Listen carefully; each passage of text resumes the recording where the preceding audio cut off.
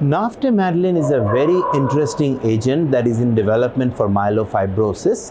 It is a small molecule inhibitor of MDM2, which basically means that it works by activating wild type TP53. So important caveat, is not going to work if you have a TP53 mutation, a loss of function mutation, but happily that is a rare occurrence in chronic phase myelofibrosis patients. So it is a drug that should be applicable to most myelofibrosis patients who have wild type TP53. Now, one important point to make is that the trial being presented at ASH 2024 is the BOREAS study, which is monotherapy with navtemadlin in the setting of JAK-inhibitor relapsed or refractory patients and compared to best available therapy. This is not the direction the drug/company is taking for its future development, which is in the POIESIS trial in patients with suboptimal response to ruxolitinib. So that's just an important distinction to make.